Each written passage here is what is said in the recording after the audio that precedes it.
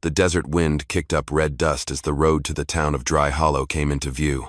The morning hung heavy like lead, and even before the sun had risen, blood was already pooled beneath the wooden post in the middle of the square.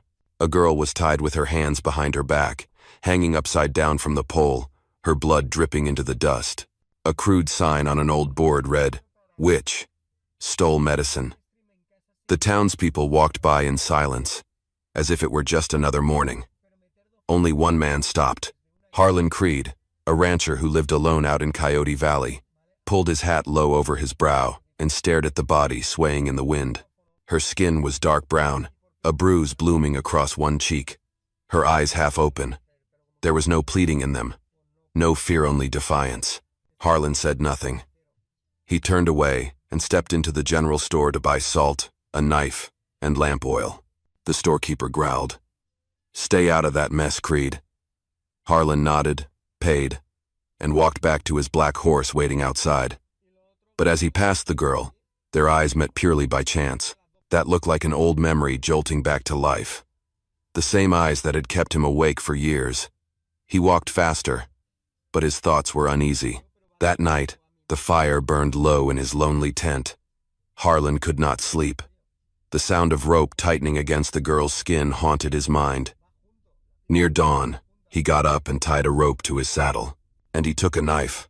Dawn had not yet reached the crooked rooftops of Dry Hollow when Harlan Creed returned. No one noticed him riding around the back, following the narrow path from the sparse grazing field. The town remained still, not with peace, but with the kind of silence that prowls like a wild beast waiting to strike. The girl was still hanging upside down, her body now barely conscious, lips cracked dry, hair matted with dust and blood. The sign swayed in the early breeze. The red letters smudged slightly, but the message remained clear. Punishment. Harlan dismounted, his steps as quiet as a shadow. A sharp knife was strapped to his side. He scanned the surroundings, no people, no sounds. Then, like lightning, he moved toward the wooden post. The blade sliced through the rope. The sound was as soft as a leaf falling, but to Harlan, it roared like thunder. The girl collapsed, weightless, yet heavy with a choice he could never take back. He caught her limp body, her breath faint as a dying flame. Her eyes opened slightly and met his.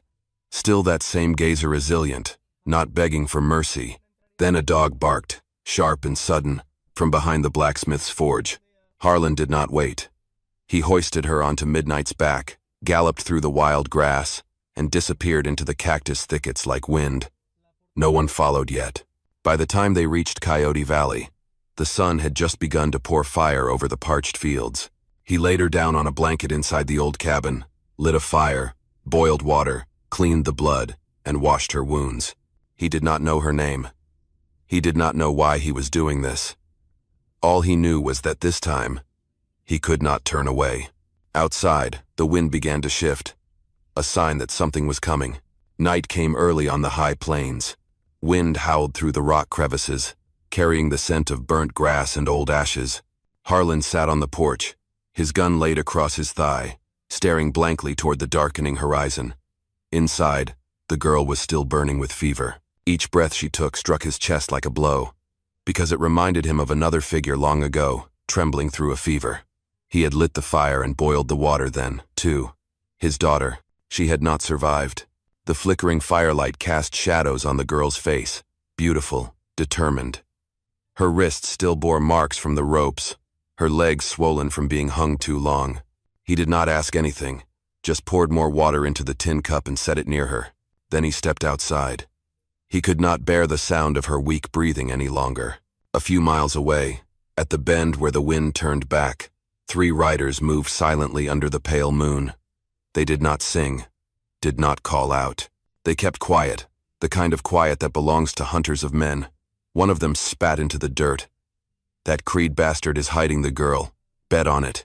Inside the cabin, the girl opened her eyes. Her vision was still blurry, but something deep inside already knew. She was still feverish, but her mind had returned. She looked around the small cabin, aged wood, a rusted nail holding a rifle. This was not hell, and it was not the town. On the porch, Harlan sat like carved stone, fingers toying with the edge of his blade. Not because he needed it, but because he needed something sharp to keep his mind awake. "You lived," he muttered, unsure if he was speaking to her or to himself. "This time, no one dies." A dry rustle rode the wind tree branches or hooves, he could not tell. But his hand was already on the gun. Not out of fear, but because he knew peace was only the surface. And soon, the ground would tremble again. If you like this story, please comment number 1. Let's continue. Harlan woke her with the soft crackling of the fire. The sky had not fully brightened yet, but the flames cast a warm glow across the girl's forehead. Her fever was gone. Her breathing was steady. Her eyes opened slowly. She said nothing, just looked at him, puzzled. "My name is Harlan," he said. "This place is called Red Mesa. Nothing here but rocks, dust, and forgetfulness." She licked her dry lips and gave a slight nod. "Aria." The name drifted like a breeze in the cold morning air. He nodded back, asking nothing more. A name was enough for now. Harlan handed her a bowl of warm water steeped with wild mint leaves. She drank slowly, her eyes never leaving his hand. A hand covered in scar cuts, burns, gun wounds. A hand shaped by years of hardship. While she sipped thin porridge, he went behind the cabin, opened an old wooden chest, and pulled out a map and a cloth-wrapped bundle. Inside were the faded insignia of a cavalry unit, a torn piece of paper bearing the name of a dead town, El Suenoand, a small pouch holding a silver necklace. Harlan looked at them like a man staring at a grave. "They will come," Aria said, her voice thin as mist. "They never let anyone go." He did not ask who. Her tone said enough. What followed her was not just people. It was memory. It was doom. "Then we do not run," Harlan replied. "We make them remember this place." Aria looked at him, and for the first time, there was a flicker of light in her eyes. By noon, they headed west of Red Mesa where sheer cliffs formed a narrow pass. Harlan pointed to the rocks. "One way in, one way out. If we hold for a day, that is enough." They stacked stones, strung wires, scattered cactus thorns, and placed old shards of mirror to catch the light. Aria tied trap cords with trembling hands, but she was steady. She had survived worse. Now she was learning to fight. As the sun dipped low, they sat on the edge of the cliff, sharing dried meat. Neither spoke, but between them, something had begun. Not trust, but need. Wind howled through the gorge again. In the distance, hoofbeats echoed. Aria closed her eyes. Harlan gripped his knife. Tonight, the stones would remember blood, and the dawn would not wait for the slow-handed. Night fell, and Red Mesa sank into silence. But Harlan did not sleep. Neither did Aria. They sat on opposite sides of the narrow pass, eyes fixed on the distant darkness where the hunters would come from. Nights on the high plains were bitter cold. The wind from the canyon carried the scent of old blood and fire smoke. Aria gripped a sharp wooden stake, whittled from a broken broom handle.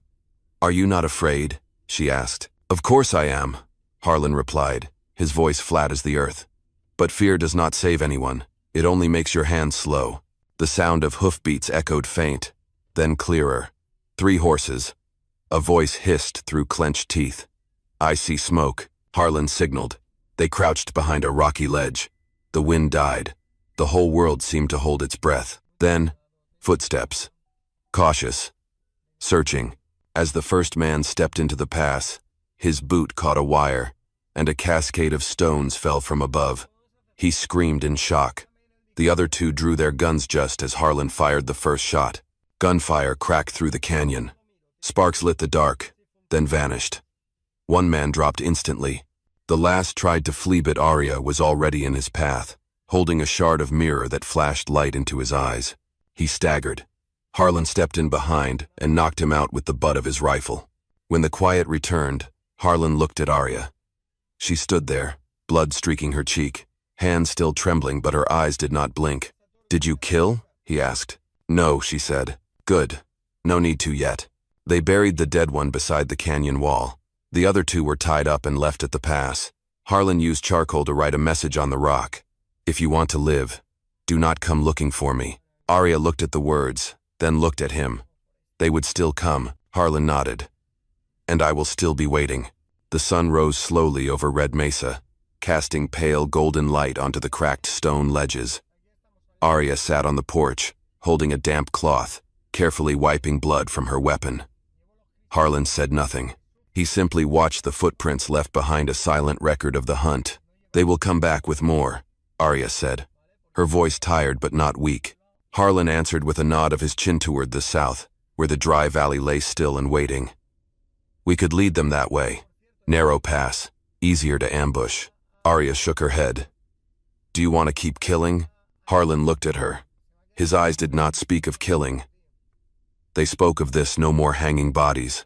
They walked all morning, following a dried-up creek bed and the gray streaks of ash left from last year's wildfire. The black dust clung to their boots, and clothes, a stain not easily washed away.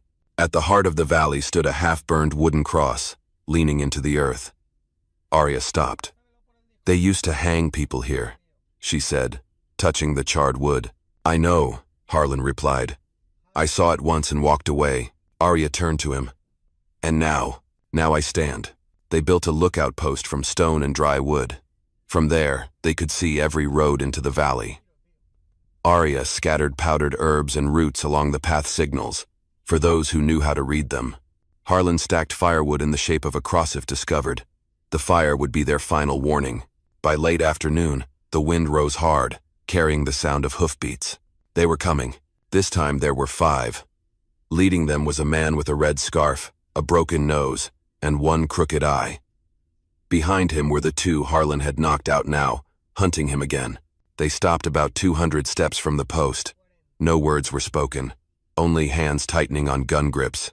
Arya crouched behind a dirt ridge, holding a knife, steadying her breath. Harlan did not hide.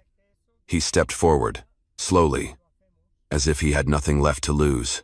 "I let you go," he called out. "But you still come, looking to die."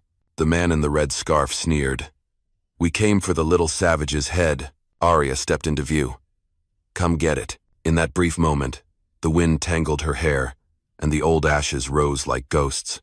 The first gunshot rang out, but not from the pursuers. It came from the hunted. Ash drifted thick in the air. Gunshots still echoed among the stones. 3 horses lay dead on the trail, blood soaking into the sand. Arya stood still, unblinking. Her blade was stained with blood, but her grip remained firm. "2 of them ran," she said, her breath short. "Are we not chasing them?" Harlan shook his head. "They will carry the message. Let the ones behind them know." He stepped over the body of the man with the red scarf, pulling the bullet from the still warm Colt revolver. "They will not forget this place." "Good," Arya replied. They gathered the bodies, not to bury them, but to cover them with old cloth, just enough to keep the scavengers away, not enough to hide what had happened. That was a choice. That was a message. Evening drew near. Red sunlight crawled across the rocks like flowing blood. Harlan lit a fire for the first time in days. Arya mixed herbs, old medicine blended into ashen water. No one spoke. No one needed to complain. "Have you ever killed for something like this?" Arya asked, eyes fixed on the flame. Harlan looked up. "For what?" "For something that was not yours. For someone not of your blood." Wind howled through the canyon. Harlan did not answer. He held the silence. Arya said nothing more. She wrapped the herbs and placed them beside him. Their hands brushed just for a moment, not out of affection, but because they had come this far together, side by side in the face of death. That night, they did not sleep. From afar came the snap of a breaking branch. A horse's silhouette darted along the cliff and vanished. Harlan lay still, eyes open, hand on his rifle. Arya breathed steadily but not deeply. She too was awake. Before dawn, they left the post. Harlan carried the hand-drawn map. Arya carried a pouch of herbs and a carved piece of wood etched with the words, "This is the land of the ones who survived." They planted that sign right in the middle of the pass, where all could see it. Then they withdrew westward, into the maze of dry cypress trees. Arya looked back one last time. "They will return, to see that this place is no longer afraid," Harlan said. The first light of day pierced the canopy like a thin blade, and beneath the wooden sign, the ash still danced, but it was no longer the dust of death. It had become the evidence of resistance. The first rain of the season came without warning. Harlan and Arya sheltered beneath a low rock ledge, water dripping steadily onto their shoulders. Arya tilted her head slightly, listening to the even patter of rain on the ground. The sound was familiar, like an old heartbeat buried long ago. "How long has it been?" she asked. "Since you last saw rain." Harlan gave a soft laugh. "Last time, I was still wearing a badge." Arya asked nothing more. Some things were better left unspoken, meant only to be felt. She took off her boots, letting her bare feet touch the wet earth. A real moment. A moment alive. The wind carried the scent of wild mint from the canyon. "Tomorrow," Harlan said, "we reach the crossroads. We will have to choose. East is flat, easy to travel, but easy to be seen. West is rough terrain, but no one follows that way. We take the west." Arya answered without hesitation. Harlan nodded. "You are not afraid of being alone?" Arya smiled. "Solitude has never killed me. Lies have." They sat in silence, the rain falling gently. In that stillness, what went unspoken echoed louder than words. The rain ended the way it began softly. Without warning, Arya slowly slipped her boots back on. Harlan brushed the water from his rifle. Then they stood and walked on. On the wet path, their footprints pressed deep. Behind them, only the sound of insects. Ahead, jagged cliffs stood waiting. That night, they camped in a mountain hollow, just big enough for 2 people and a small fire. The wind was not strong, but the cold seeped from the rocks straight into the bones. Arya sat carving a piece of ginger with a dull blade, her hands trembling slightly. Harlan watched quietly from across the fire, his eyes searching the flickering flames for something. "I was wounded here once," he said, pointing to his side. "That year, the bullet did not kill me, but the scar stayed." Arya looked at him. "Why keep it? You should have forgotten." Harlan let out a humorless laugh. "Forgetting is easy. Remembering is what's hard. Scars are reminders we survived." Silence fell between them like ash. Arya handed him the ginger, and he took it, pouring hot water into a rusted tin cup. "When I was a child," Arya said, "I had scars too, but not from bullets." Harlan did not ask. He simply passed her the ginger water hot, sharp, and strong, like a memory with no name. They drank. In the distance, a wolf howled. Harlan tightened his grip on the rifle. "Tomorrow, we reach the Bluestone Pass. Someone will be waiting." "Who?" "An old face. Betrayed me once. Wants to make it right." Arya frowned. "I do not trust traitors." Harlan nodded. "Neither do I. But sometimes, one betrayal can lead to lifelong loyalty." The fire burned low. Its light slowly receded into the dark. The Bluestone Pass appeared like a crack in the earth deep, cold and silent. Harlan led the way, rifle slung across his back. Arya followed, her eyes fixed on the silent shadows of stone. In the middle of the pass, a man waited. Thin, gray-bearded, hat pulled low. His saddle was worn, his horse trembling from the wind. He looked up when he saw them, but did not reach for his gun.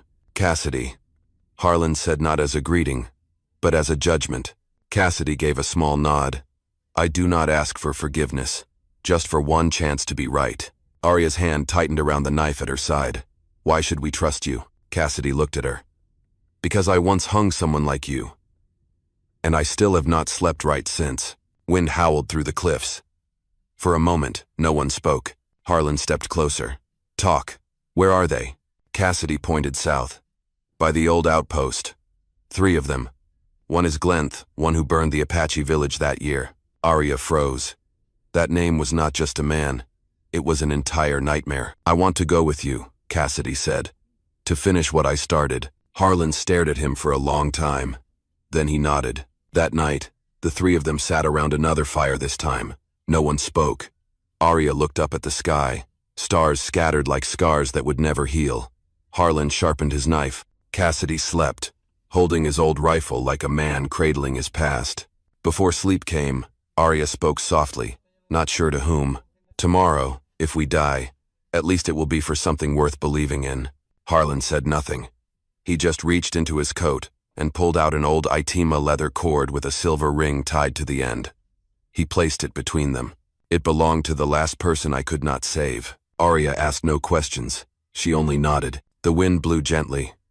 That night, the three were no longer three but one. Of loss, of redemption, and of resolve. Thank you for listening, and do not forget to subscribe to follow the next part of the story.